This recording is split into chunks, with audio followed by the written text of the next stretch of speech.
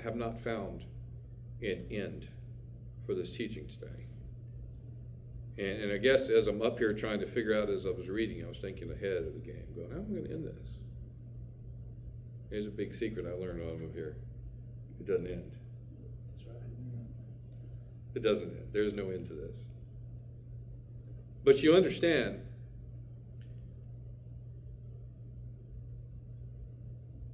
this is going to be a little uncomfortable for everybody in the room. I'm going to read this statement again.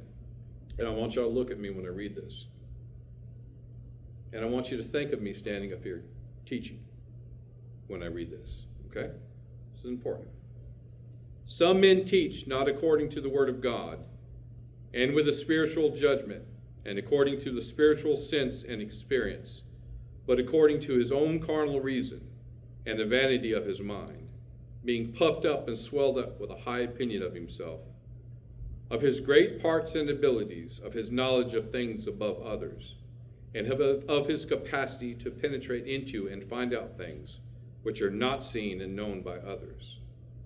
This shows that his humility was forced and only in an outward appearance, and was not true and genuine. Can I say what I got out of that? Yes, sir. I mean, in my mind, Yes, sir.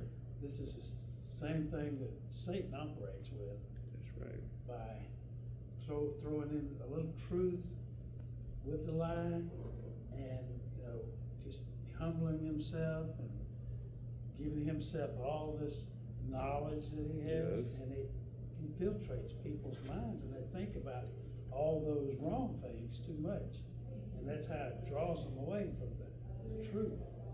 That's why we have to study and be here for this. That's right. this. Pumpkin, how you like that circular nature of God? We were exactly talking about everything you just said. Well, I mean, That's the circular nature of God right there. That's how he works in us. And what I'm telling you is, when there is somebody standing before you trying to tell you something you don't know about the Bible, so let me explain it to you. Judge them. Sounds terrible, doesn't it? I almost wore a gray shirt today, but it looked like a balloon, and it was ridiculous. And I wanted to make the point that I'm trying to blend in with the background of this place. I'm trying to blend in with just straight gray. And don't look at the man, listen to the message. Look at the experience what God brings for us. These kind of things. That I'm not vainly puffed up. And look at me standing up here, right? When anybody is teaching or preaching, when anybody is teaching or preaching, understand it's a man. Just a man. Preachers are chosen by God. Yes. They are chosen to be up here and do their thing, right? But the laws of, the ways of Balaam was the first message I gave, was the ways of Balaam. And that was a message for me I didn't even understand at the time.